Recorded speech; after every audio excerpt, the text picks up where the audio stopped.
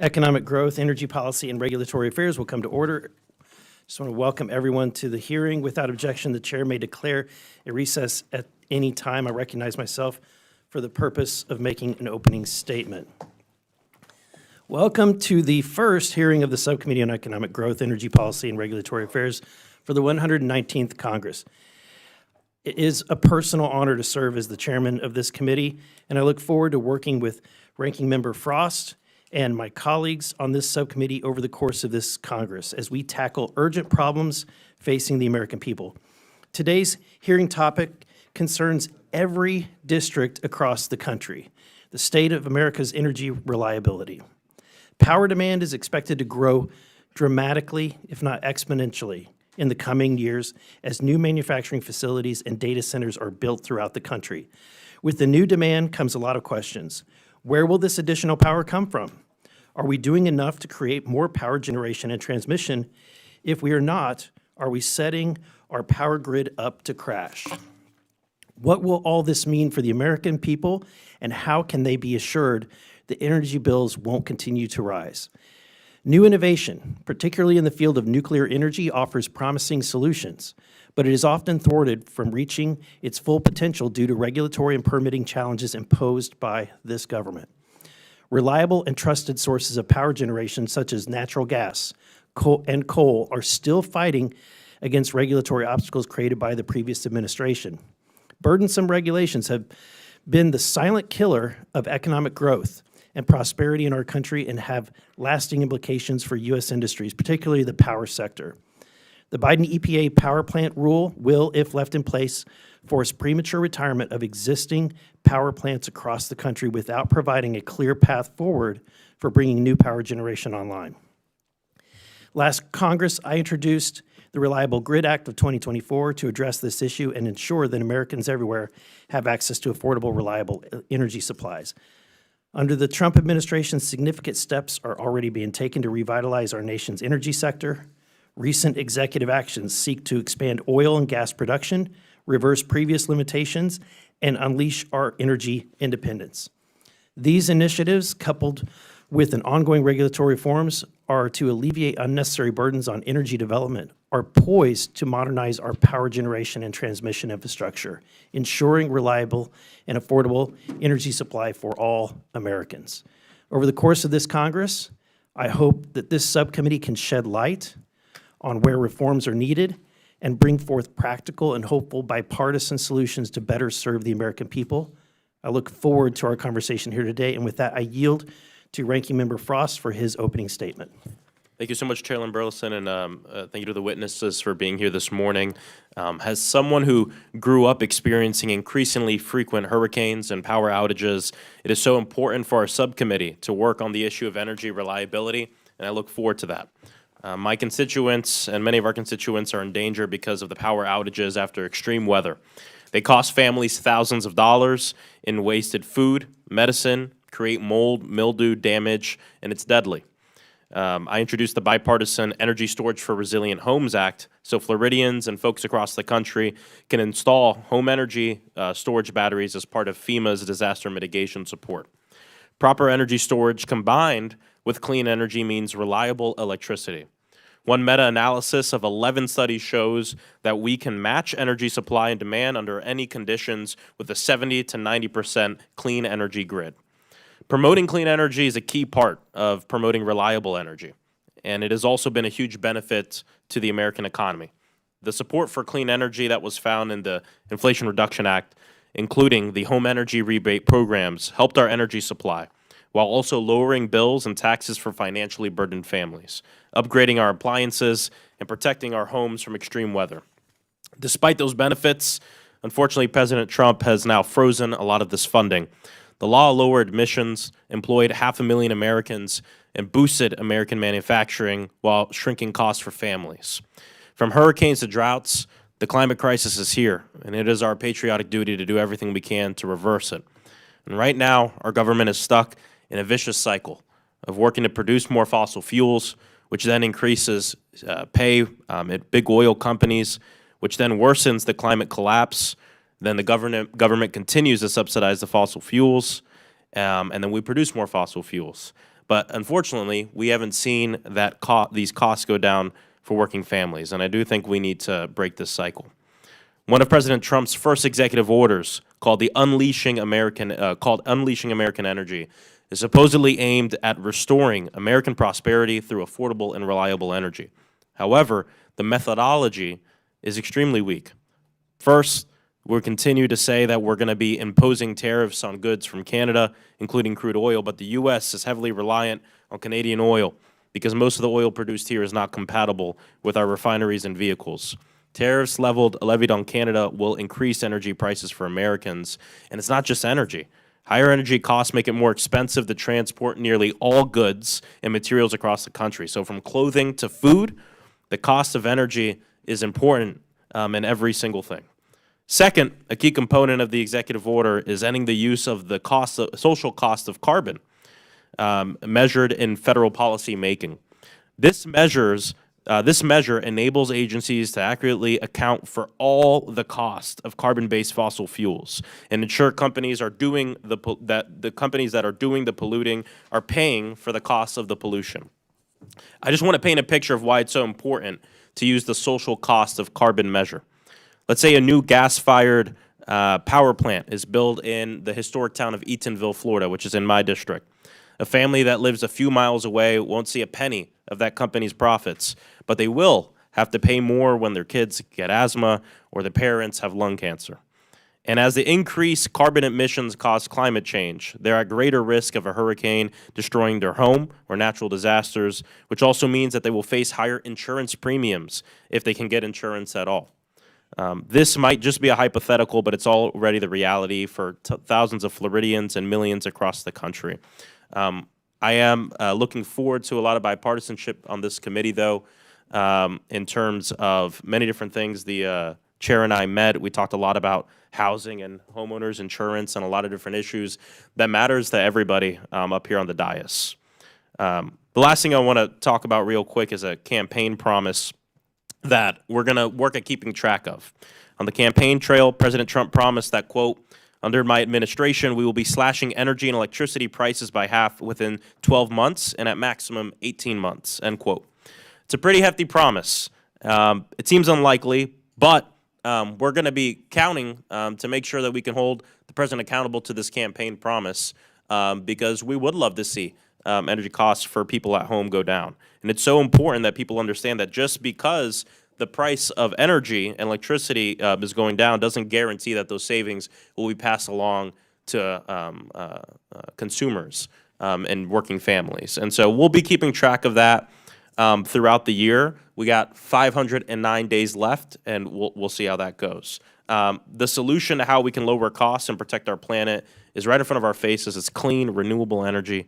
But I'm here to talk about the future and what we can accomplish. So thank you, and I yield back. Thank you, Ranking Member Frost. I'm excited to introduce our distinguished panel of witnesses today. I'd like to first welcome Alex Epstein, who is an author as well as the president and founder of a think tank called Center for Industrial Progress. Next, we have Mandy Gunasekara, who is also an author and previously served as the chief of staff at the U.S. Environmental Protection Agency during the first Trump administration. And next, we have Alex Hergott, who is the founder and president of the Permitting Institute. Alex previously served on the White House Council for Environmental Quality, the Federal Permitting Improvement Steering Council, and in multiple roles on Capitol Hill. Lastly, we have Dr. Rachel Cletus, who serves as the policy director within the Climate and Energy Program at the Union of Concerned Scientists. I want to thank each and every one of our witnesses for being here today, and I look forward to hearing your testimony. Pursuant to Rule 9G, the witnesses will stand and raise their right hand. Do you solemnly swear to affirm that the testimony that you're about to give is the truth, the whole truth, and nothing but the truth, so help you God? Let the record show that the witnesses answered in the affirmative. All right, I'm going to recognize you now for your opening statements. We appreciate you being here today, and let me remind the witnesses that we have read your written statement, and it will appear in the record. Please limit your oral statements to 5 minutes. As a reminder, please press the button on the microphone in front of you so that it is on. I think you all know how to do that.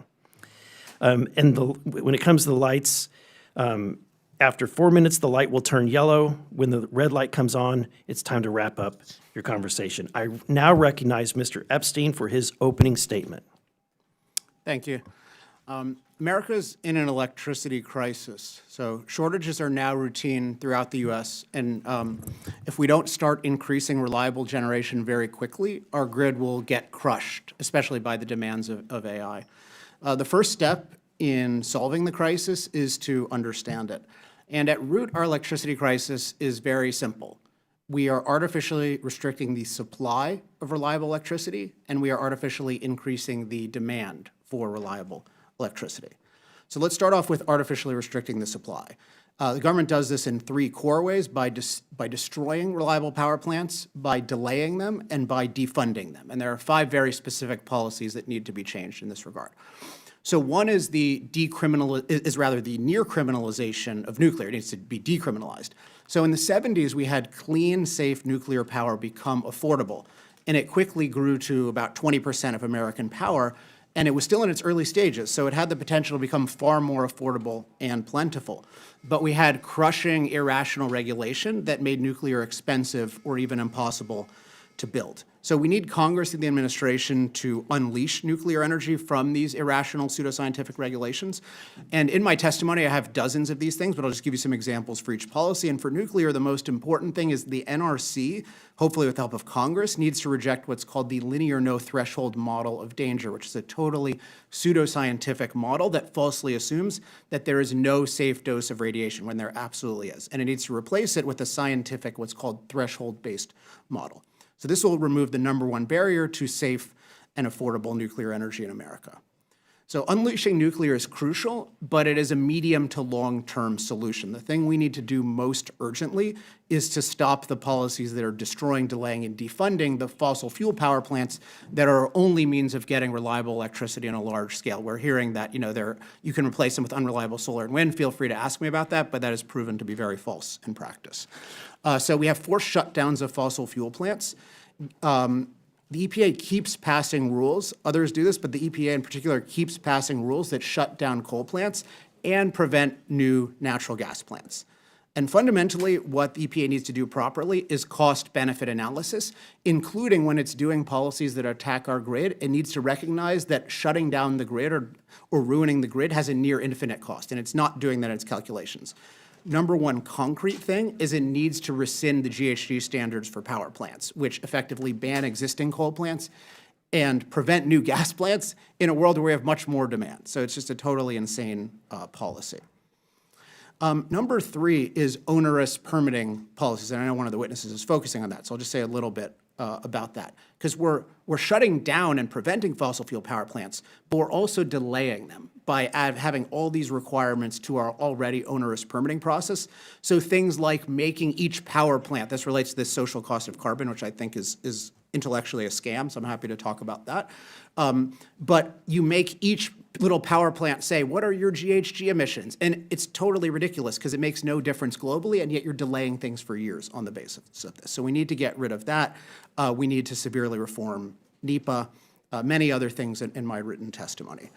#4, and this relates to this issue of defunding reliable power plants. We need to have market rules that value reliability. Right now, we have market rules that devalue reliability. So we have, what the government does is with electricity markets, they're not free markets. They're these constructs that the government creates. And they have this crazy feature, which is they have no price penalty for unreliability, which no other market has. And so what this does is this allows unreliable solar and wind to take money away from reliable plants. So we need to reform that. I have some ideas about that in my written testimony. And on top of that, we need to get rid of these subsidies for unreliable power. So not only do we not have a price penalty, but on top of that, we actually reward unreliable power by giving them special subsidies. So we're actually paying extra for unreliable power. It's just totally insane, and it's part of the reason why we have a crisis. So we need to get rid of those subsidies. So we need to get rid of, I believe, all the IRA subsidies, but in particular what are called the clean electricity ones that dramatically favor unreliable solar and wind. Those are the most deadly ones that Congress needs to eliminate immediately, whether it's through reconciliation or something else. And then finally, on top of all this restriction of the supply, we're artificially increasing demand through forced electrification. So things like forced EVs, forced heat pumps. Again, when we have a shortage of supply and we have a lot of organic demand from AI, it is absolutely insane and unconscionable to mandate new demand from EVs and from heat pumps that people don't want and aren't willing to pay for on a free market. So as I said at the outset, our crisis is simple. We are artificially restricting supply. We're artificially increasing demand. The solution is fundamentally simple: unleash supply, end forced electrification, end forced demand. In practice, this requires a lot of very little steps. So I have dozens of these in my testimony, and very happy to be here, and I'm grateful for the opportunity to help in any way I can, because we want to go right now from electricity crisis to electricity abundance, and we can do it, but it's going to take some very dramatic actions. Thank you. Thank you, Mr. Epstein. I now recognize Ms. Gunasekara for her opening statement. I hope I got your name right. You did. Thank you did you. quite well. Chairman Burleson, Ranking Member Frost, members of the subcommittee, it really is wonderful to be here with y'all. I appreciate the invitation today to discuss the opportunity to create a future of energy abundance, improved reliability, and lower energy costs to the benefit of American families. The subcommittee's efforts to create this future of abundance, it's critical to economic growth, grid stability, as well as stabilizing everyday cost. Over the last 4 years, Americans had to suffer the consequences of an administration that sought to constrain traditional energy development, mainly coal, oil, and natural gas that still provide 80% of our daily energy needs, and force second-rate technologies onto the American people. I've testified to this before, and I think it's worth repeating, that many of the policies put forward in the last administration were fundamentally against American energy development, and they made the necessities of life a financial burden. We must not continue these same policy mistakes. For example, from January 21 throughout the following 4 years, Americans saw energy prices skyrocket. From heating oil to electricity, natural gas, they all became untenable. And as a result, 1 in 6 American families have been behind on their utility bills for many, many years. The cost of average household rose around $10,000, significantly straining budgets. And low-income Americans also struggled in especially critical ways. In some cases, they would choose to go without food, medical care, or prescriptions simply to make ends meet because of this rising cost of energy. Now, these hardships, among many others, are why energy policy was a key focus of the recent election. There is a critical need for reliable, affordable energy, and we know how to deliver this need in the United States better than any other country. President Trump understands this, as do the majority of the American people that have entrusted him to once again deliver on the promise of American energy dominance and support the America First policies necessary to actually achieve it. This includes addressing aging infrastructure that led to inefficiencies and increased outages throughout the country. Alex was talking about Epstein, I should say, and Epstein. But he was talking about this. While this issue, it certainly has received a lot of attention, especially in this House, the policies aimed at addressing it have missed the mark. Rolling brownouts and blackouts have become much more common across America. In 2023, the North American Electric Reliability Corporation, one of the agencies responsible for assessing reliability in this country, listed, quote, energy policy as a leading risk to electric reliability for the first time. Commonly cited were policies that shifted resources away from investing and upgrading existing infrastructure and towards fruitless net zero goals and Green New Deal policies. The most recent 2024 report reiterated these same issues, characterizing many energy regions at, quote, high risk of resource adequacy shortfalls over the next decade. Now, the good news, I would say, is that Congress can shift the energy policy back towards what will actually work. They can cut unnecessary red tape, streamline the permitting process, address a growing energy imbalance that has been the result of an over-reliance and forced shift towards renewables like wind and solar, while fast-tracking the closure of baseload generation from coal, natural gas, and even nuclear. Now, in my written testimony, I listed out a number of policy recommendations. I would like to highlight just a few that I think are important to discuss with regard to today's hearings. One is accepting the reality that fossil fuels provide the bulk of energy that we use every day, and that energy use is expected to grow for a variety of reasons. Instead of working to ban or constrain their use, we should support efforts to make them cleaner and more efficient, not shut them down. Also protect the foundation of the grid. What I'm referring to is ensuring baseload energy, which is the most important in terms of stabilization and cost, that we protect those. Policy leaders must consider a way, or I would suggest they consider ways to account for the value of baseload energy, especially with on-site fuel storage that can withstand supply chain disruptions we know are inevitable in this space at some point. Also, ensure that grid reliability or resiliency standards are technology neutral, so grid operators and engineers have the flexibility to plan for and respond to major swings in demand that, again, we know are inevitable in this space. Establishing balanced environmental standards. There's a lot of work already ongoing at the US EPA, but ensuring that standards are based on proven, not prospective timelines. They take cost in consideration and have flexible timelines for compliance. Also, I think this is really important and something that's often overlooked, prioritizing mining in America. Incentivize domestic manufacturing of all energy technologies and the domestic mining of minerals that go into these technologies. I think approving the Twin Metals mine in northeastern Minnesota would be a very important and effective, good first step. Also being open to new innovative technologies. One that I talk a lot about is the role of Bitcoin miners in stabilizing grids. There's a lot of opportunities and new innovations, and considering those would be very important.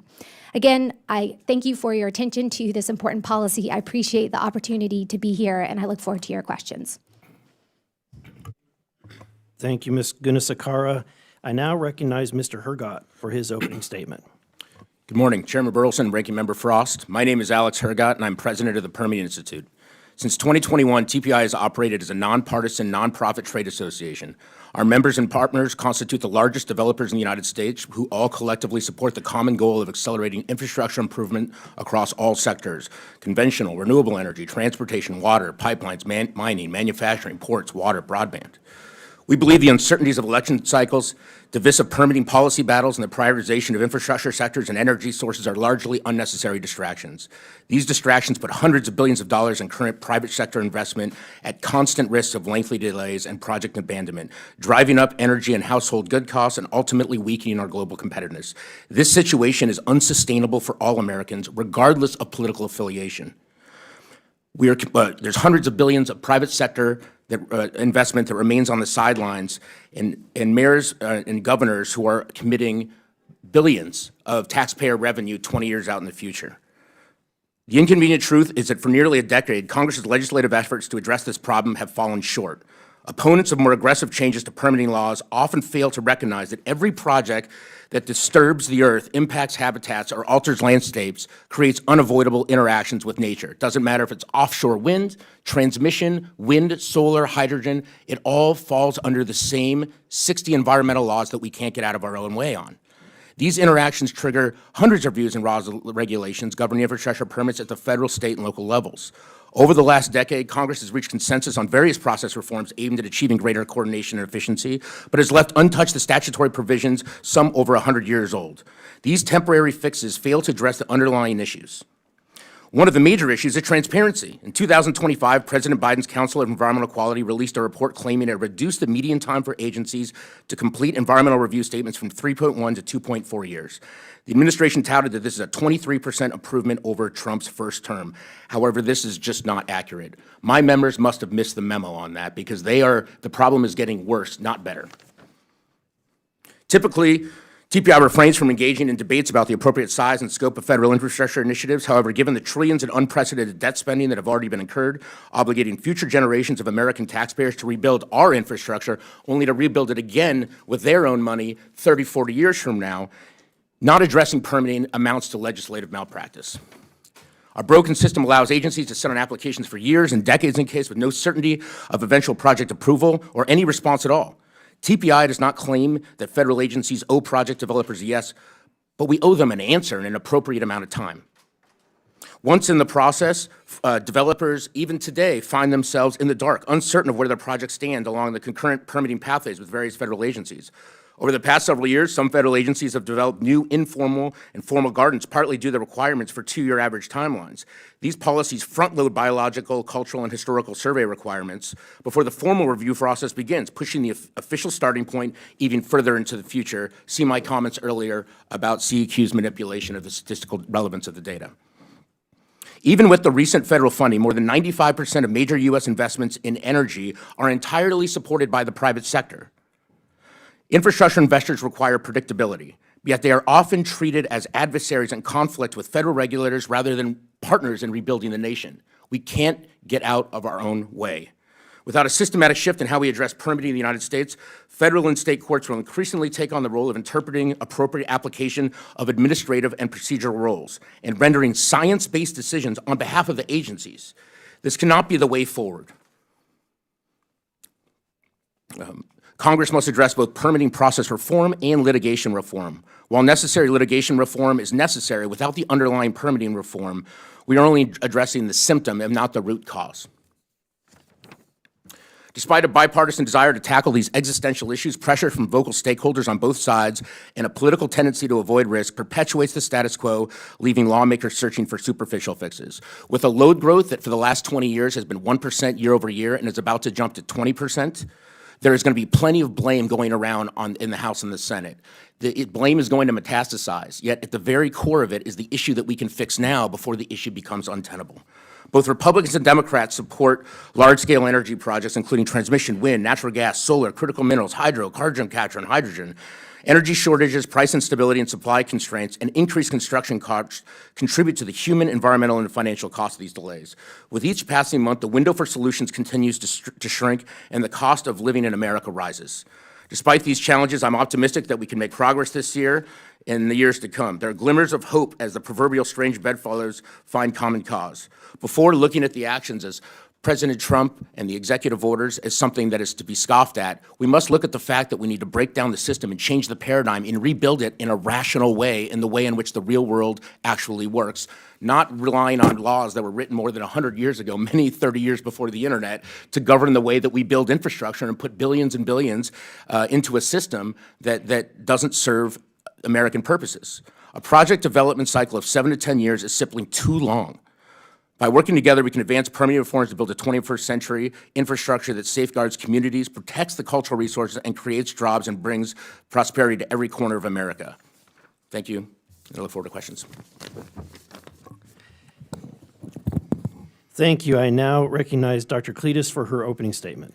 Good morning. Thank you so much, Chairman Burleson, Ranking Member Frost, and members of the subcommittee for holding this hearing. My name is Rachel Cletus. I'm the Policy Director for the Climate and Energy Program at the Union of Concerned Scientists. We're a nonpartisan science advocacy organization.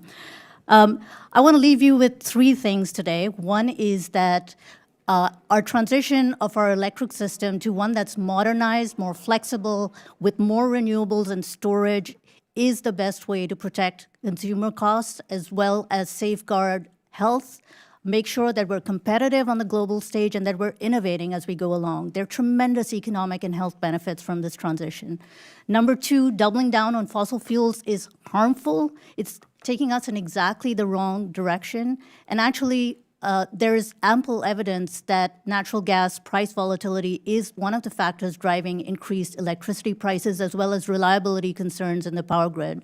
And number 3, in 2025, we should not ask any American to choose between their health and prosperity. We can have both, and we should have both. And here's how we can do it.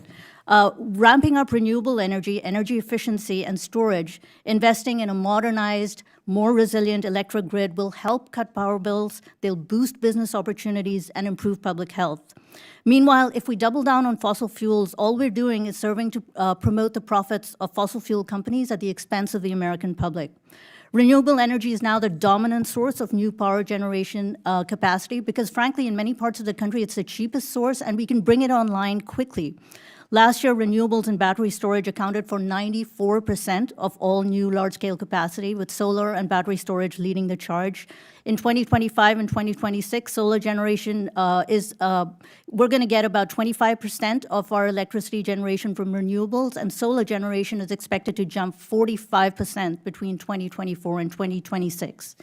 The Inflation Reduction Act and the Infrastructure Investment and Jobs Act provide critical funding to accelerate this clean energy transition, and it's benefiting communities across the country in red states and blue states. It's helping expand access to clean, affordable energy, building domestic manufacturing and supply chains, creating good-paying jobs, and helping limit pollution from fossil fuels. In the last year, U.S. investments in clean technologies reached $272 billion. That's crucial to keeping our businesses competitive in a world where greener products are increasingly in demand. The current administration's actions to claw back or freeze this funding is frankly unfathomable. It is creating a disruption and market uncertainty for businesses that are trying to lean into opportunities right now. It's going to cede leadership on technology advancement. It's going to cut jobs, and ultimately it's going to harm electric reliability and increase energy costs. Trying to boost fossil fuels and turn back the clock, that's the exact opposite direction. We're a nation that embraces modernizing. We're a nation that embraces innovation. Let's embrace the future and not get stuck in the past. A rush to further expand LNG exports is only going to exacerbate price risk to consumers. Recent extreme weather events underscore that gas power plants face significant reliability concerns, with many catastrophic failures occurring during winter. Worsening heat waves, wildfires, drought are also putting pressure on the grid. And what we find is that hybrid systems that couple renewable energy with storage provide significant grid reliability services. For example, during the heat domes that we saw last year and the year before, in the Texas grid, it was solar plus storage that helped save the day. The power sector does need to plan for increased demand, but the way to do that is manage and plan that demand growth to align with expansion of clean energy. We already are at record fossil fuel highs, whether it comes to oil or LNG. There is no problem in terms of expansion of fossil fuels, unfortunately, even as the climate crisis worsens. What we need to do is unleash clean, renewable power, the transmission to go with it, and energy efficiency. The grid is desperately in need of upgrades and expansion. It's got a C- grade from the American Society of Civil Engineers. During extreme weather and climate events, we've seen power outages that affect millions, cost billions of dollars in damages. We do need to quickly expand investments in a resilient transmission system built for the future climate conditions that scientists are telling us are going to worsen. We can integrate higher levels of renewables, provide reliability benefits, reduce bills, reduce pollution. Modernizing the power sector also provides opportunities to clean up air, water, and soil pollution. That's a critical factor that communities around the country are depending on us for, especially communities that are overburdened by pollution today. We need to target investments in those communities so that they too can reap the benefits of a more affordable, cleaner, modern energy system. Burning fossil fuels is the primary driver of human-caused climate change, which is already exerting a fearsome toll around the country. We can sharply cut heat-trapping emissions while delivering billions of dollars in consumer energy savings and public health benefits. So modernizing and cleaning up the power sector is vital for the economy, for us to compete globally, and it's the best way to protect reliability in consumers' pocketbooks. Thank you. Thank you. I now recognize myself for 5 minutes of questions. Mr. Epstein, in my home state of Missouri, we rely predominantly on coal for electricity generation. The previous administration's proposed regulation on power plants would lead to the premature closure of fossil fuel-fired power plants across the country, including Missouri. And I'll tell you, I had a sobering moment during Winter Storm Uri, when we had 2 weeks of negative, double-digit temperature. And we were hearing about reliability problems. They were warning of brownouts. They were warning that they may have to shut down power. And the heating of our own personal home was barely keeping up. And I'll tell you, looking out the window of my backyard and seeing that we had a coal-fired power plant that was going, I was thankful to God that we had that at that time. Unfortunately, some people died in Winter Storm Uri, 150 people. So this is very sobering. It's very real.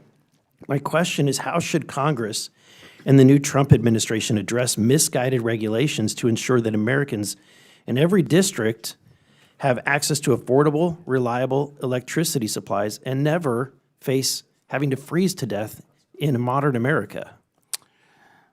I mean, first of all, they really, and in particular, let's focus on EPA, they really need to recognize what you're saying, which is that a reliable grid is an existential thing for human life including human health. I think, we heard an example about like, oh, what if you put a natural gas plant and it's going to harm people's health? That's pseudoscience. Natural gas burns incredibly cleanly.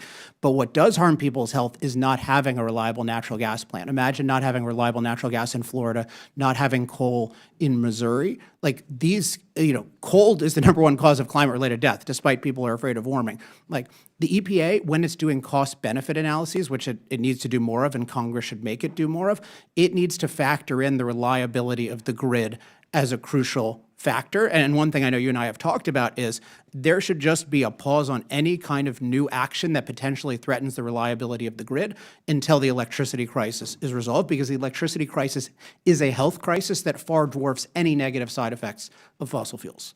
And with new power demands coming, as you mentioned the AI data centers and all of that, what can we do now to prepare and to ramp up quickly? I mean, I was just sighing because I'm like, listen to people like me 10 years ago. I mean, it's annoying because it was so obvious that shutting down reliable power plants in a world that well could need more reliable electricity was just a disaster. So I think what you need to look at is what are the near-term things you can do. I think the most near-term thing you can do, which I didn't cover in my testimony, is you want to see how do we increase the already existing capacity of coal plants and natural gas plants, which particularly with the coal plants is being drastically underutilized due to a lot of irrational emissions regulations. Like coal and gas have real capacity, solar and wind have fake capacity. It's not a capacity if you can go to near zero at any given time when the weather changes. So you need to increase the utilization of our real capacity, and happy to share more details on how to do that. Thank you. Ms. Gunasekara, as the chief, the former chief of staff at EPA, you had a unique perspective on how federal agencies work or do not work. When thinking about the role of the federal government and how it has in encouraging economic growth, how do the regulations stand in the way of that economic growth? Yeah, I think what we saw in the last administration was putting their thumb on the scale against traditional energy resources, coal, oil, and natural gas that, again, provide the bulk of our daily energy needs and then also provide that important baseload generation that I referenced earlier. When you have overregulation, it increased costs, it increased litigation opportunities, and that equates to uncertainty throughout various industries that are necessary for us to live out our daily modern life. So really paring back various regulations that have either skewed from EPA's actual mission, which is to protect the environment, improve efficiencies, not put certain businesses out of business, to get away from that, to comport with the law and ensure that there's stability and certainty going forward for those that want to make the investments we need to meet this future growth in energy demand. Thank you. And Mr. Hergott, what recommendations do you have to address the problems in the current permitting system, and what's at stake if we do not? So as an example, as much as the IRA is touted as a marquee accomplishment of the last administration, there were 195 new regulations, 45 gigs of wind, solar, transmission, and others that would have provided for the green energy revolution are either abandoned or will never get built. So the reality is, when capital is put at risk, we remove the obstacles and build it well within a year. We can do that. Countries far greener than ours in Europe do it in half the time that we do it, without any compromises to environmental or social or cultural protections. We are in the modern age. We are relying on 50-year-old rules on how we build infrastructure, and if we continue on this pathway of not realizing that there is a balance between human activity and the natural environment. If you want a car, you're going to need a road. If you want to turn on your lights, you're going to need a transmission line. If you're not going to build the renewable energy, you need to rely on the other stuff. At some point, electricity is not a public good. At some point, it has to get built. And the government is not going to build it. The private sector is. We got to remove the hurdles. And we also need to look at opportunities to potentially outsource engineering and architects firms to address the significant backload of projects that are moving through the system with a federal workforce that is not capable to deal with the complexity of the projects of today. Thank you. I now recognize Mr. Frost for 5 minutes of questions. Thank you, Mr. Chair. Mr. Hergott, how can home solar and home energy storage contribute to Americans' energy needs and grid resilience? So it can play a role as an intermittent source to offset the cost of energy, or to provide, at some points, a payback of distributed generation back to the utilities. But on average, it is not going to make a dramatic difference. In particular, with the 20% load growth that we're going to see year over year, it almost becomes a least economical way to put the solar panels on a house with the transmission that would then have to reverse back into the utility. There's a far better way to address.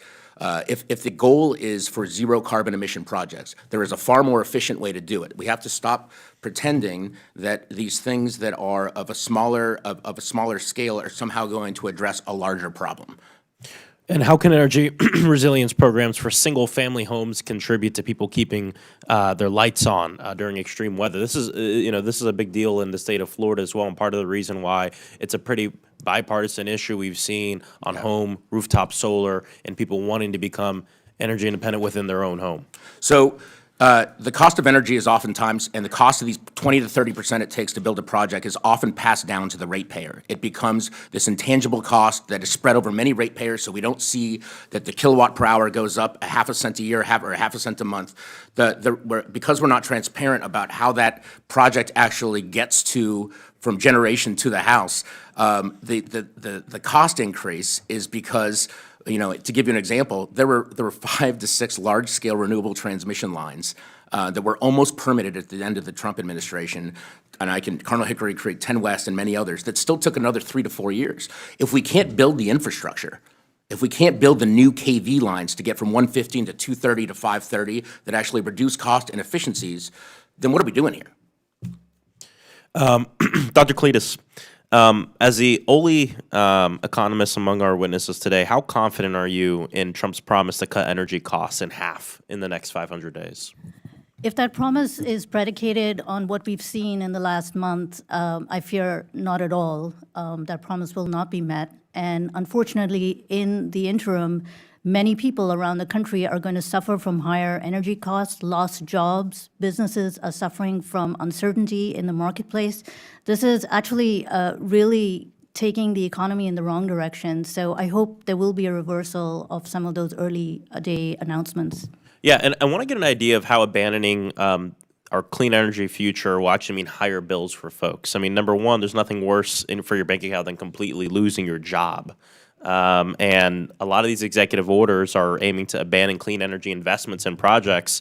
I actually, agree with what Mr. Hergott said as well, in terms of if we've already made this investment to begin something, when we abandon it, I would say we're misusing a lot of taxpayer money, and we're not going the direction we need to go into.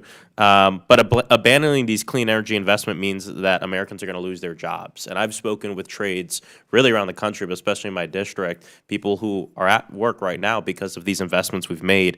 How could that harm America's clean energy leadership moving forward? The reality is we are on the cusp of what could have been an incredible evolution, and we can still capture that bright future if we continue to make these investments. The Inflation Reduction Act has only been a couple of years into implementation, and already we've seen hundreds of thousands of jobs, so many manufacturing facilities in the Southeast, all around the country. That is an incredible opportunity for the communities that live there, and that's why there's bipartisan support. We've seen letters sent to the Speaker from the Republican side as well, saying, please don't stop these investments because they're helping drive jobs and innovation. When we look at the world of the future, it's moving towards a clean energy world. The U.S. should be at the forefront of that technological revolution. Let's not cut ourselves out. What states would be mostly impacted?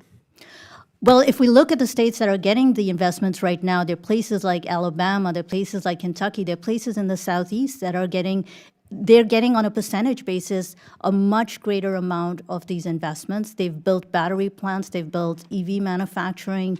So these clean energy jobs are everywhere in the country, but some parts of the country had been lagging, and they're now getting a chance to take advantage of this incredible opportunity.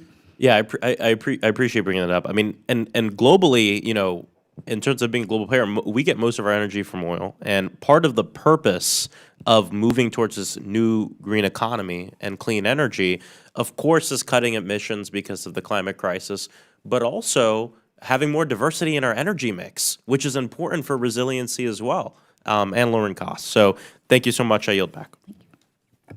Thank you. I now recognize the gentleman from Alabama, Mr. Palmer, for 5 minutes. In regard to the cost of renewables versus hydrocarbon resources, I just want to point out that The Economist magazine reported that between November 2022 and February 2023, they estimate there are 140,000 plus excess winter deaths because these people just couldn't afford to adequately heat their homes. And as Mr. Epstein pointed out, there are more people die from cold-related illnesses than from heat. So while there are people out there that are trying to save the planet with misguided energy policies that undermine our national security, China is working every day to dominate the planet. Mr. Epstein, can we compete with China in the development and utilization of artificial intelligence with renewable power only? I mean, with renewable power only, we can't compete with Ghana. Would you agree that we are in a technology arms race with China for dominance in AI and quantum computing?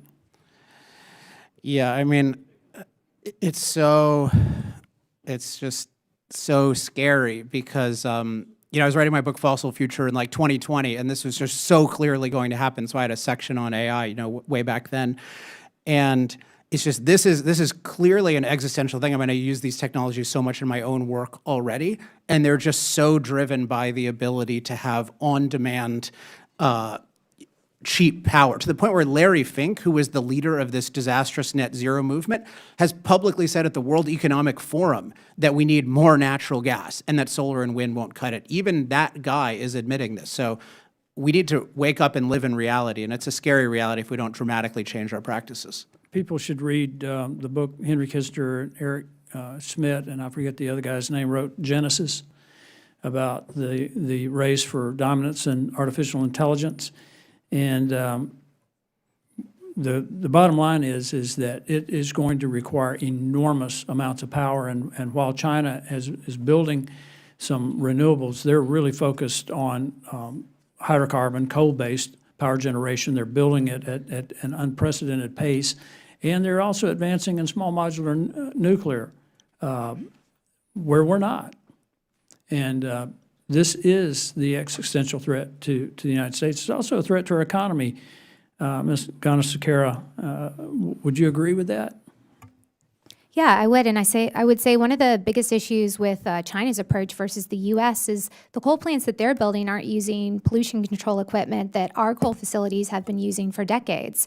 So while we stand by and sign pieces of paper with them, pretending like they're going to do something to lower their emissions, they continue on this trajectory, build these plants that actually ship particulate matter and things along those lines over to places like California that continue to struggle with meeting air quality standards from the early 2000s as a result. Yeah, I worked for 2 international engineering companies. I worked for Combustion Engineering and their environmental systems, and we were leading in making major advances in air pollution control for coal-fired, for natural gas. But China is not the least bit confused about what the objective is. And it's, I think ensuring that we maximize our access to high energy density, and that's what we're talking about when we're talking about hydrocarbon and nuclear. Resources for power generation is not just an economic issue. It's a national security issue. And would you agree with that? Yeah, I mean, so if you look at national security, what does national security depend on? It depends above all on having an extremely robust economy that can produce weapons when necessary, that can keep people alive when necessary. That's number one. Number two is it relies on mobility. World War I and World War II were non-coincidentally won by the side with the most oil. And perhaps number three is going to be intelligence or augmented intelligence. So all of these things totally depend on unleashing energy. And I believe in all forms of energy being free to compete. But the idea that we're going to restrict fossil fuels and subsidize things that can't compete on their own, and that's going to be anything but a disaster, has been proven false. The world is waking up to this. Yeah, and we just, everyone here needs to wake up to this today. Like, the arguments I'm hearing, like, I heard these in, 2013 when people were claiming Germany was going to be a success story. Yeah. I was right back then, but it's obvious now. Well, I had a conversation with Eric Schmidt about his book, and he's gone the same direction that Mr. Fink went. He now says full-blown, full speed ahead on hydrocarbon and nuclear. The bottom line is that our nation's economic and national security are inseparably linked and dependent on reliable, affordable, and sufficient power to meet our needs and to compete with China. I yield back. I now recognize the gentleman from California, Mr. Khanna, for 5 minutes. Thank you, Mr. Chair. Ms. Gunasekara, welcome back to the committee. You're the author of the book, You All Are Fired, correct? Y'all fired. You all fired. I won't get the pronunciation perfect.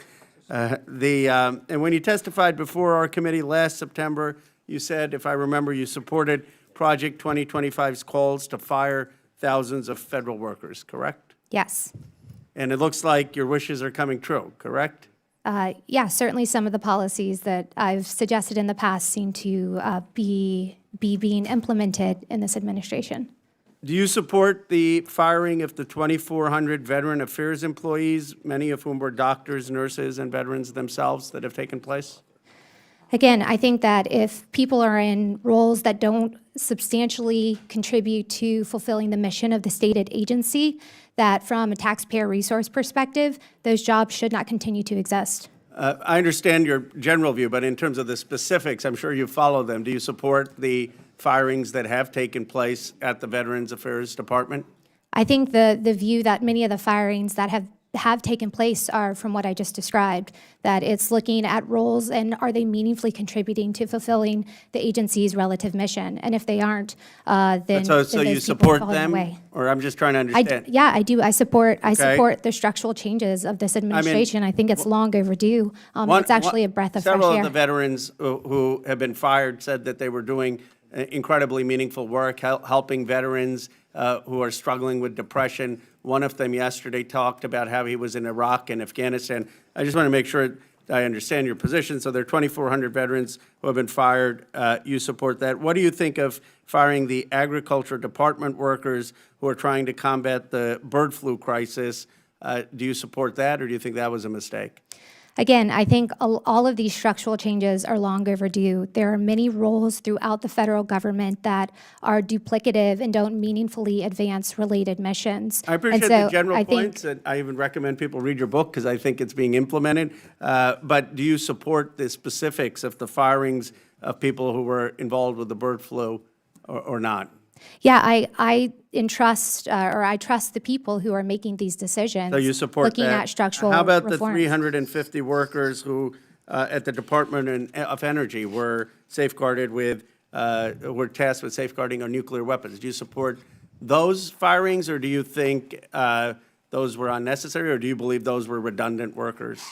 I think in many of those instances, those are redundant roles, and there's still people that remain fulfilling those key initiatives in every single agency, whether it's protecting veterans, whether it's ensuring the safe storage I of nuclear. appreciate your two things about you. One, your straightforwardness about what you testified. Two, your willingness to testify before Congress. I've said that, Elon Musk and Doge should come and be as straightforward, because you're basically telling the American public that you support the firing of the 2,400 people at the Veterans Department. You support the firing of the 350 employees who are there to protect bird flu. You see many of them as redundant. You support the firing of the people there to protect our nuclear safety, because you see them as redundant, and at least you're being transparent. Now, do you know if the employees who have been fired so far, the federal employees, do you have an estimate of how many of them are veterans? I'm not trying to trick you. I can give you the number. I don't know the number offhand. 30% of the federal employees who have been fired are veterans. Do you think we should give special consideration not to be firing veterans, or do you think if someone's a veteran, it shouldn't matter? I think that for anyone in the federal government that has lost their job, that there are lots of opportunities in the private sector. But do you think there should be special protection or special consideration not to fire veterans, people who've gone to Iraq, Afghanistan, worn our uniform? Or do you think they should be treated like anyone else? I think that anyone working in the federal government should be treated equally. Again, I think it's. Well, we just disagree. My view is that if someone has been a veteran who've served our uniform. I think that just like we have certain programs to help them get jobs, I think we should take extra care to make sure that we're not firing them. Have you heard of the Valentine's Day massacre? I have, but please remind me. That is what, well, that's what the federal employees, including the veterans, are calling it. Many of them got a note on Valentine's Day that they were going to be fired on Valentine's Day without any prior communication. If that happened, do you agree that that's the wrong way, just from a human level, of firing people, just giving them a note on Valentine's Day without any conversation? I think there's a lot of people on Valentine's Day that struggle to make ends meet because this administration and the last administration overly focused on hiring and expanding the So you're federal fine government. with people getting a note on Valentine's Day, all of them telling them that they're fired? I think when it makes sense for them to get some notice, I mean, I think there's all sorts of ways to develop sob stories for people who have been on the receiving end of an overgrown, overbloated federal government, but you don't think about all of the rest of the people in the country that have been struggling to make ends meet because when you overemphasize the growth of the federal government, you deterred the development and opportunities Well, I would in the just private sector. encourage you to listen to some of these stories because they were doing incredibly important work. They were high performers. They were fired without any notice, and I'm asking for consideration for President Trump to reinstate them, especially our veterans. Thank you. Mr. Chair? Yes. I'd like to seek unanimous consent to enter two things into the record. One is a Yale article and study that says how China became the world's leader on renewable energy. The other one is a New York Times article entitled Why Trump's Clean Energy Rollbacks Could Derail a Factory Boom. Both articles be submitted without objection. I now recognize the lady from Colorado, Ms. Boebert, for 5 minutes. Thank you, Mr. Chairman. And Ms. Gunasakara, I just want to commend you so much. Thank you for giving such straightforward answers. I was not hearing of the outcries from my colleagues on the other side of the aisle when our Keystone XL pipeliners were laid off, when my district was regulated into poverty, when oil and gas was pushed out by overregulation and Green New Deal policies. I did not hear the outcry for veterans or service members who were discharged from the military because they refused to take a trial vaccine that was not that we didn't know the effects of. I didn't hear the outcry for small businesses that went under and were not able to reopen. Many people lost their jobs over poor regulations and overregulation. So thank you so much for giving clear and concise answers. We do have an overgrown and bloated government, and DOGE is absolutely exposing that and all of the waste, fraud, or theft and abuse that is taking place with our American tax dollars. So sorry, I don't have a question for you, but I wanted to just say thank you so much for being here and for your expertise. Mr. Epstein, we've heard a lot today about bird flu, that obviously that was under Joe Biden and his decision. We've heard about the Green New Deal.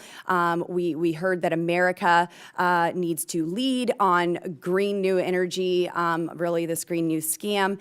And we kind of can't when we're dependent on China and we're getting, our solar panels from them and they're using coal-fired energy to create their own energy, and we are kind of left suffering. Mr. Epstein, are there any myths that you've heard today in this hearing room that you would like to address, such as, frankly, some of the BS that I've heard from colleagues here and even one of our witnesses? So yeah, let me just take, what I think is the overall myth is this idea that we need to impose dramatic restrictions on fossil fuels and give dramatic subsidies to unreliable solar and wind, as well as other uncompetitive forms of energy, in order to prevent a climate crisis / compete with China. That's sort of the overall thing. So just to break it down quickly, I don't know why we haven't learned from every other industry that's ever existed, but the way you get the best, cheapest, most reliable product is you leave people free to compete. You don't restrict the things that work and subsidize the things that don't, but we're magically pretending in energy that somehow works. I mean, imagine you outlawed iPhone and Android and just let random people with unreliable phones produce phones and you subsidize them. It makes no sense. So the laws of economics apply here just as well as anywhere else. In terms of averting an alleged climate crisis, I've documented human beings are so resilient from climate that we are are safer than ever from climate. Our resilience is rooted in fossil fuels. So if we restrict fossil fuels, we make ourselves less resilient. We will reverse what's been an incredible decline in climate-related disaster deaths. So one is there is no climate crisis to avert. But then number two is by screwing up American energy, you do nothing to reduce global emissions because the emissions just get offshore to China and to more competitive economies, which brings me to China. And do we need to compete with them in renewables? And Ranking Member Frost mentioned a certain quote unquote study from Yale about this. And the issue is China is becoming the leader in fossil fuels. And one of their leading uses of fossil fuels is to produce overpriced, unreliable energy infrastructure that they sell to us and that we are incredibly dependent upon. So the whole thing is wrong, and what we need is very simple. We just need energy freedom. So we need the freedom for all forms of energy to compete. I think somebody mentioned we need technology-neutral standards for our grid. That's very important. We don't want to favor or disfavor any form of energy. But if we do that, given current economic realities, that's going to mean a lot of fossil fuels here and around the world. And overall, that's really good for people because a world with a lot of energy can handle any climate, but a world without much energy can't handle any climate or really anything else. Thank you. Mr. Epstein, I want to give you the last 30 seconds or so to talk about the EPA, as you mentioned in your testimony, just things that they need to rescind and do better with in this new administration. We have Administrator Lee Zeldin now at the EPA, and I think he'll do a fantastic job. And hopefully he's read your books, The Moral Case of Fossil Fuel, Fossil Future. Hopefully he has your Alex AI app. I think that's a great tool for energy information, and it's actually reliable, kind of like the fossil fuel energy that we are discussing today. So if you want to use these last seconds, I used most of them. Yeah, well, unfortunately, it's in my testimony. The quick things I would just say are you need to be objective about the benefits of any of these restrictions, which are generally overblown, and you need to be very realistic about the costs, which are usually underestimated. And yeah, check out alexepstein.ai, free to use for everyone, and you could just use it dynamically and learn a lot about this testimony topic. Thank you. Thank you. I yield back, Mr. Chair. Thank you. I now recognize the gentlelady from Arizona, Ms. Ansari. Thank you, Mr. Chair. I'd like to thank our witnesses for being here today. I'm proud to represent Arizona's 3rd Congressional District, a community of families who have been hit very hard by the cost of rising energy. At a time of rapidly increasing energy demand, it's absolutely imperative that we bring down costs and deliver economic security for Americans. However, I want to be clear, the cost of living crisis isn't happening because of some imaginary war on oil and gas. The United States is already producing more oil and gas than ever, more than any country in history. Instead of doubling down on fossil fuels, we need to prioritize a transition to clean, affordable, American-made energy. Unlike fossil fuels, which we have seen in recent years are subject to volatile global markets and price swings, clean energy provides long-term stability and allows working families to adequately budget for energy costs. There's been a lot of talk from my colleagues on the other side of the aisle about the need to protect and advance national security. The gravest existential threat to our national security is climate change. It's laughable, frankly, to hear you say that the climate crisis doesn't exist. I like to agree with the 99%. Ask me a question and I'll explain. No, I don't need to hear more explanation on lies. So it's actually the U.S. military establishment in the 1970s that first sounded the alarm on climate change and said that climate change is a threat multiplier to our national security. We've also heard from you about that we should not favor any type of energy, and I do agree with that, but I'm wondering why our current president has suspended new federal offshore wind, saying we're not going to do the wind thing, quote, big ugly windmills, they ruin your neighborhood. So it's just the concept of saying that we should not be going after any one form of energy while our president is doing the exact opposite. I'm not the as a favor president. to- I don't agree with that policy. So I'm talking about the actions of this administration. So Well, that specific one I think was incorrect, I didn't but ask most you of a them are question, good. sir. I'm sorry. I didn't Okay, ask you a I thought you were question. addressing me. So on the Phoenix City Council, I was proud to pass the city's ambitious climate action plan, unanimously start one of the most ambitious fleet transition plans in the country, all with Republican support. These initiatives were made possible by legislation such as the Inflation Reduction Act, which delivered historic levels of investment in clean energy. Arizona has gained over 18,000 clean energy jobs and nearly $12 billion in private investment related to the IRA. So with that, I'd like to turn to my questions to Dr. Cletus. Thank you again for being here. Dr. Cletus, are we seeing other states benefit from investment in clean energy? And what are things that states can do to increase their potential for economic growth? We're seeing the benefits of clean energy all across the country. We've got more than 3 million clean energy jobs already, and the Inflation Reduction Act alone has created hundreds of thousands of jobs. We've seen these benefits, especially in the Southeast, but in every state, Nevada, Kentucky, Georgia, Florida. We've seen an incredible growth in manufacturing and jobs in this country.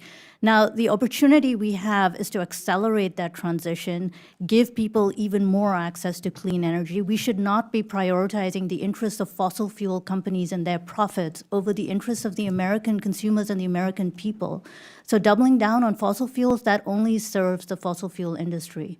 So of course they're spreading disinformation and misinformation about the climate science. They've been obstructing action on climate change for decades now, but their own scientists were the ones decades ago who said very clearly that burning fossil fuels will drive worsening climate change, and we are living in that reality right now.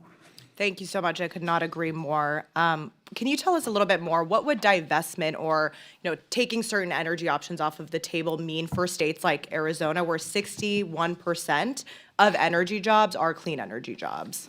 In states like Arizona, it's a twofold benefit because not only is it helping deliver clean, renewable energy, it is also helping address some of the challenges we face from extreme weather events like heat waves. Arizona has suffered from incredible, intense heat waves that have the clear fingerprints of climate change on them. And in those conditions, solar plus storage is really delivering around the country. Also in Texas, many states have seen this. When you have these extreme pressures on the grid, what can you bring online quickly and deliver reliably is not natural gas. It is solar plus storage again and again, and the data show it. And finally, my colleagues across the aisle frequently claim that clean or renewable energy is less reliable than energy powered by fossil fuels, despite numerous studies showing that fossil fuel-fired plants are becoming increasingly unreliable. Dr. Cletus, can you comment on the reliability of clean energy versus fossil fuels?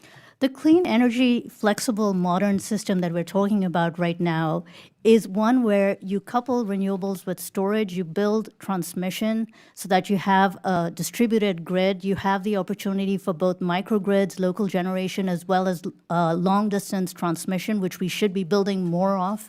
This is the flexible system of the future, instead of getting stuck in this antiquated notion of baseload.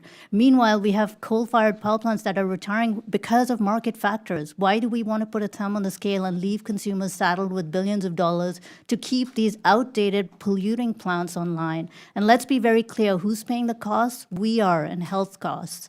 Those costs are not costs that companies are taking into account. They're being socialized to all of us. The asthma, the heart ailments, the lung ailments, the deaths from cancer. That's the consequence of burning fossil fuels. Thank you so much. I yield back. The gentlelady yields. I recognize myself for 5 minutes for questioning. It's been clear through the course of modern history that economic prosperity is directly related to the availability of affordable, abundant, transportable energy product.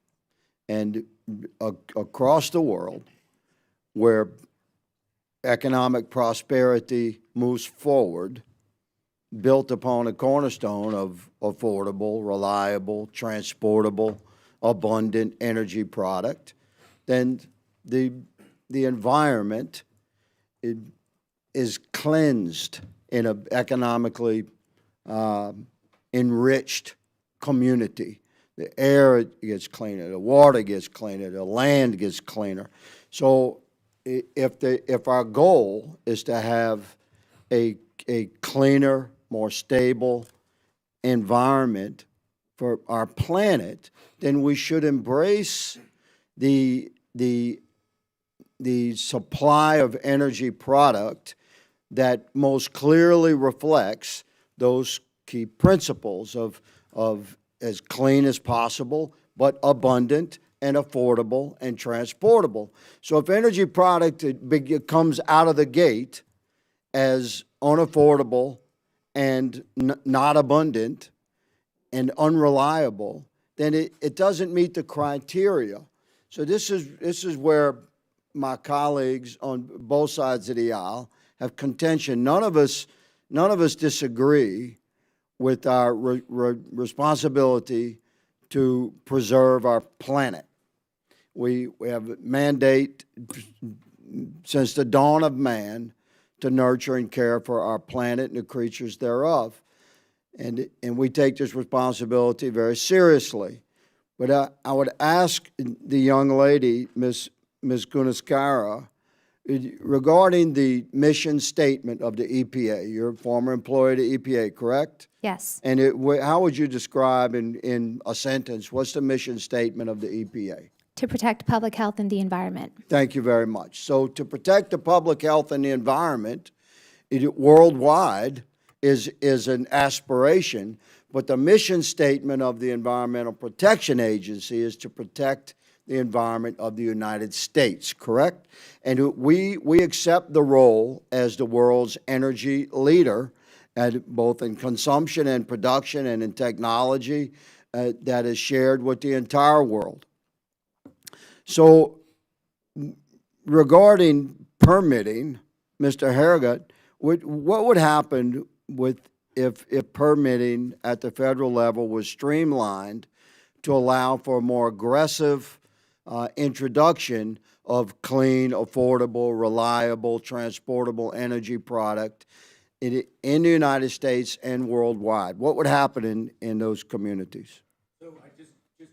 To make a point, and I know my friends in the press know that I live in the numbers, more wind and solar was built under the Trump administration than the entire Biden administration the last 3 years of the Obama administration. We have to look at the facts, all right? The facts are not hyperbole.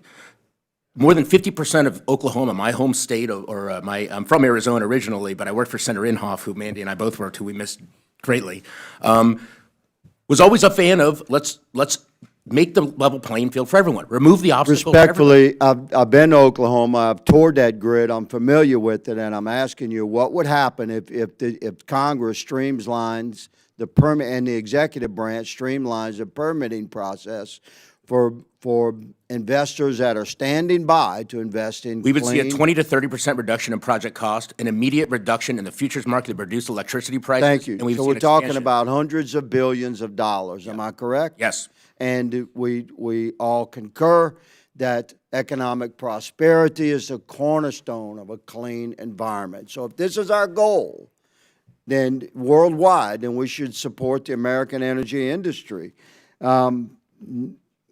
Mr. Epstein, you referenced nuclear, and I'm going to leave with this question here as my time is expiring, and I hope you answer it. You referenced nuclear in the 70s and how it was not allowed to emerge fully. That government restrictions sort of stopped the full emergence of nuclear power. And I think you made an interesting point there. You stated that we are artificially restricting supply while we're artificially increasing demand. So if Congress were to allow the full manifestation of the American energy industry, what would happen to the supply of that energy product and therefore the expense of that energy product? I mean, if you truly unleash it, and again, I give a few dozen things in my written testimony, and if people go to energytalkingpoints.com, we have like 110 new proposals, 112. It would just be the greatest increase in prosperity. I mean, you might actually have a shot of, for new electricity, reducing the price by 50%, but it really requires dramatic things. With nuclear in particular, that's really important. And I should say, by the way, the #1 organization probably that ruined nuclear was the Union of Concerned Scientists, which we have a witness from today, that they deserve a special I thank the place gentleman, and in my blame. time has long expired, so out of respect for my colleagues, I'm going to close my questioning, and I move to the gentleman, Mr. Min, Representative Min from California. Thank you, sir. Thank you, Mr. Chair. And I see that we are on the Oversight Committee. We're exploring oversight. That seems to be a topic we're largely ignoring, but I will get back to that in a moment. A lot of discussion around energy policy and climate change. And so I guess my question is, for each of you, do you have a degree in science? Let's start with you, Mr. Epstein. PhD, master's? No, believe it or not, you Yes can be or a no? It's self-taught yes or no expert. question. Yes or no question, sir. It's And not quite a valid Ms. question. Carr, do you have a degree in science? No. Mr. Hergott, are you a degree in science? Undergrad, MBA, or master's? No, but I am a nerd. Okay, how about yourself, doctor? I guess you are a scientist. What was your degree in? Economics, Okay. social science. That's not a You're science. not a climate scientist, then? Not a climate scientist, Okay. a social scientist. Okay, yes. interesting. So I am not a scientist either. I'm a lawyer. I am self-taught as well. But I work with a lot of scientists at UC Irvine. I've talked to a lot of scientists around climate, around oceans, and our atmosphere. And I think there is clearly a consensus that the burning of fossil fuels by emitting carbon into our atmosphere is causing dramatic changes in our environment. The science on this is fairly undisputed at this point, other than a handful of people on the extremes. I think every credible scientist agrees with this. We're seeing the effects of this right now. Extreme weather events, 140-degree temperatures in India last year, highest ever in recorded history. And the thing is, I think if we listen to the scientists, I know scientists are a little out of style today, that in 100 years we're going to look back and say that the weather today, the temperatures were uniquely cool, and the weather patterns were uniquely benign. And so I will just make an observation that I think we have a moral imperative to think about the future that we are creating for our children, grandchildren, and beyond. I will also say that, I know there's a lot of talk about economics here, but that we should be thinking about the external costs, negative externalities of burning fossil fuels. That's something that we know is not factored into the cost of oil. When we pay for gas at the gas pump, we're not paying for the costs that these impose over time on our society. And I think these costs are conservatively estimated in the tens of trillions of dollars to our society. But I want to take this back to the question of oversight, because last May, Donald Trump famously held a meeting with oil executives that was organized by the person that then became the Secretary of Interior, where he publicly stated that he would slash regulations on the oil industry if they donated $1 billion to his campaign. At the time, my kids were asking me, isn't this a bribe? It looks like a bribe when somebody running for office promises to do something in exchange for a contribution. I said, it does look like a bribe. I don't know how to describe this. The oil industry, of course, responded with hundreds of millions of dollars in donations, both directly to Trump's campaign, as well as through different super PACs and other vehicles that were created by Citizens United. And now, of course, we have congressional Republicans pushing forward an agenda to try to deregulate oil. Now, I've had thousands of constituents call my office to say, we need to stop this. This is bribery. This is the House Republicans pushing pay-to-play policies. My question to you, and I guess I'll direct this to Dr. I'm sorry, Mr. Name. It is Dr. Cletus. How am I supposed to respond to my kids? How am I supposed to respond to my constituents who say that this is institutionalized bribery, that there is no oversight happening right now of this carrying out of pay-to-play policies? You know, it's really disturbing to see the administration's appointees, many of whom are directly connected to the fossil fuel industry or are climate science deniers. As you said, the science is nonpartisan. It is universally accepted that human-caused climate change is being driven by burning fossil fuels. As an economist, I can tell you it's already having a significant impact on the U.S. economy. You just need to look at the insurance crisis, the pending crisis to real estate that's exposed to extreme weather and climate-related events, the labor productivity impacts of extreme heat waves. The economic fingerprints of climate change are also clear. So in this context— Just reclaiming my time, sorry to interrupt, Doctor, I would just point out that there are lots of jobs being created around the world right now. And is it the case that China and Germany and other countries are investing heavily in clean energy right now? They are. And do you see that as the future of, say, jobs and innovation? It absolutely is. Yeah, so we are moving away from that, and this happens to follow a promise made by then-candidate Trump to slash regulations on oil in exchange for $1 billion. And I just want to make that point because a lot of folks out there are questioning why we're doing this in the aftermath of Donald Trump making that promise. And there's no oversight of that promise. There was none last year. There's none right now of what looks very blatantly like it is a criminal activity of promising something in return for campaign contribution, which we all know is illegal. If I did that, I would rightly be charged. But there was no oversight. There continues to be no oversight over that particular exchange. With that, I yield back. Thank you. The gentleman from Pennsylvania, Mr. Perry, is recognized. Well, thank you, Mr. Chairman, and I'm not a scientist either, and I don't even talk to a lot of scientists, but I took science, and so for Mr. Epstein, is science consensus? 'Cause I never was taught that, so I'm just looking for what is science consensus? I actually think consensus has a value in science. Ultimately, it's about who can prove the truth. But I know my representative, Dave Min, is leaving right now, but maybe he'll listen to this later. I live in Laguna Beach. I'm one of his constituents, too.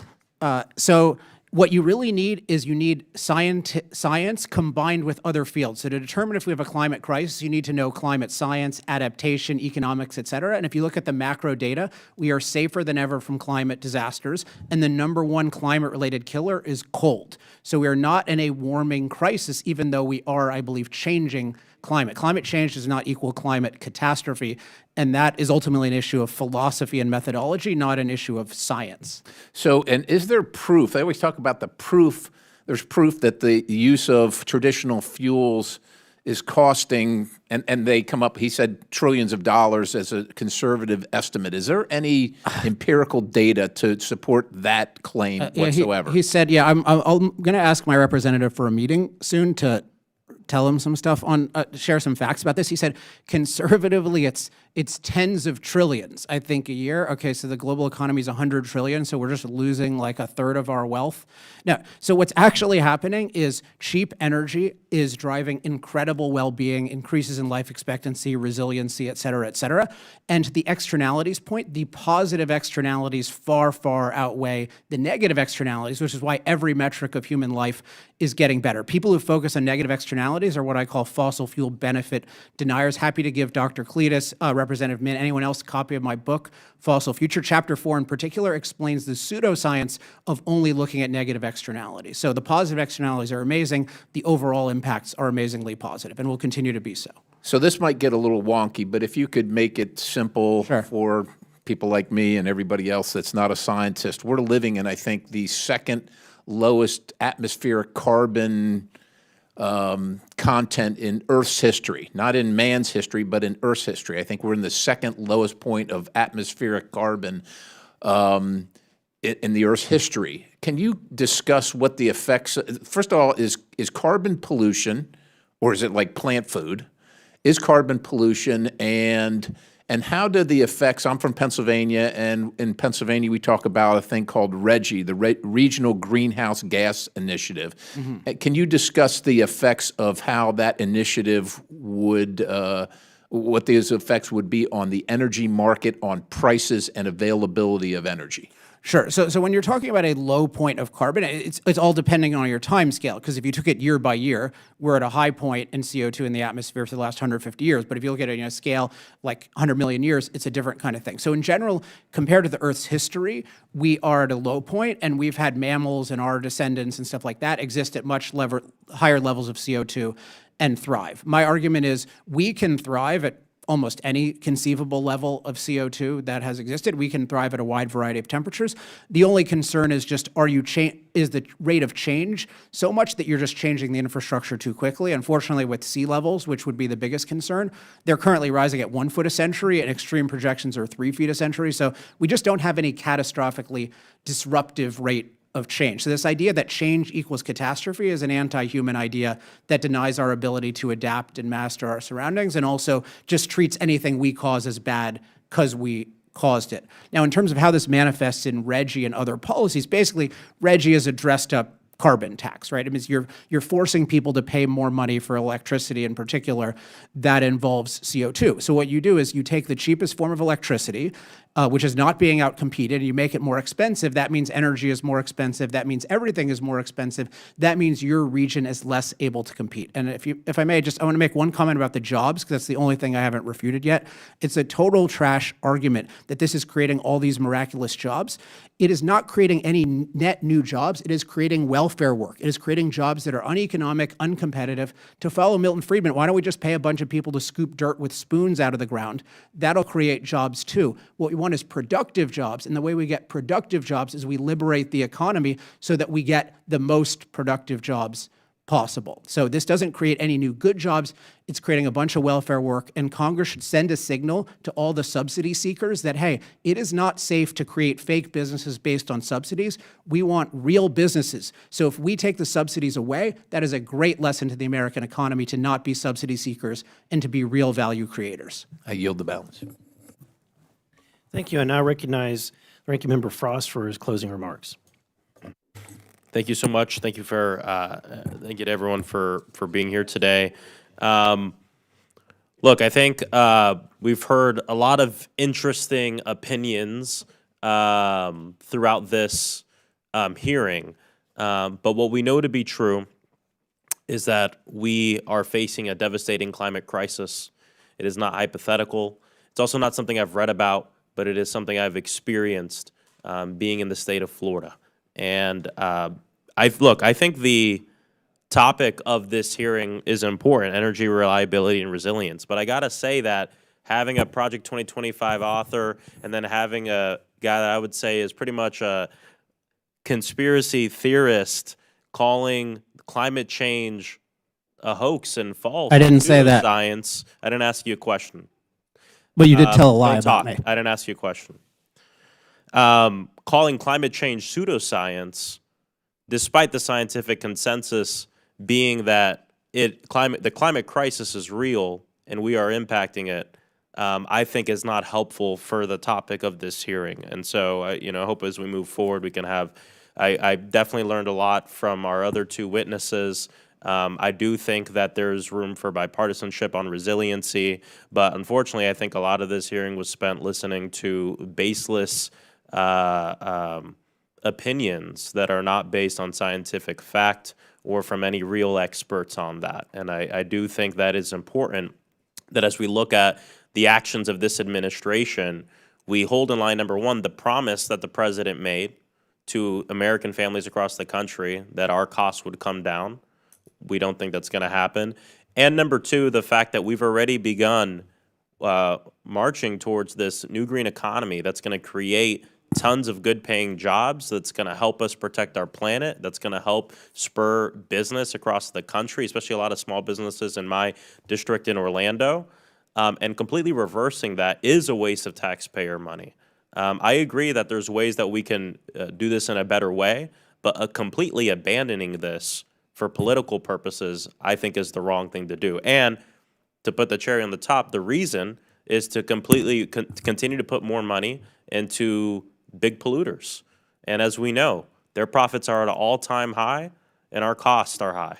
And so, my hope is as we continue here, we can really dig into bipartisan solutions and stay away from conspiracy theories and climate denying. Thank you. I yield back. Thank you. I now recognize myself for closing remarks. I just want to say thank you very much for our expert witnesses for coming today. I believe that we had a robust debate on policy, and I'm glad that we stuck to the debate. This hearing has helped identify tangible ways in which Congress and the Trump administration can promote strong, reliable, and inexpensive energy for the American people. The previous administration left the American people on the edge of an energy cliff, and power shortfalls are a very real possibility if we do not address the many issues impacting our power generation and electric grid. In 2023, the North American Electric Reliability Corporation's annual risk assessment included energy policy as one of the leading threats to electric reliability for the first time ever. The 2024 assessment found that many regions of the country had a likelihood of experiencing resource adequacy shortfalls in the coming years. This is not something to take lightly, and there are a growing number of threats that need to be tackled quickly in the coming years. Just yesterday, Chile experienced a massive power blackout due to a transmission line failure, leaving millions of its citizens in the dark and disrupting critical infrastructure and functions for daily life. Events of this size and scale are alarming because they remind us that this can happen anywhere. Grid operators have sounded the alarms for years of what's to come, and if we don't address the challenges impacting both power generation and our aging transmission infrastructure, we already know what works, and overreaching government must get out of the way when it comes to energy policy and regulations. For far too long, Red tape and permitting hurdles have strangled the American energy sector and the infrastructure that supports this industry. The Trump administration understands the importance of letting the private sector lead and has already begun removing some of the unnecessary barriers to unleash new investment. Power demand is increasing as the AI race and AI dominance spawns new demand for data centers across the country. The need for cheap, reliable energy will only grow. We can match that need and provide even more power generation through reforming regulations for the power sector, including nuclear power, which is one of the cleanest forms of power available. Congress and the new administration can take advantage of the abundant resources our nation possesses, utilizing reliable fuel sources to keep the lights on while we develop new innovative solutions that we can rely on in the future. And once again, I want to thank each and every one of our witnesses for being here today, for their insights and important issues. And with that, without objection, all members will have 5 legislative days within which to submit materials to this and to submit additional written questions for the witnesses, which will be forwarded to the witnesses for their response. If there is no further business, without objection, the subcommittee stands adjourned. Good job. I thought it was good.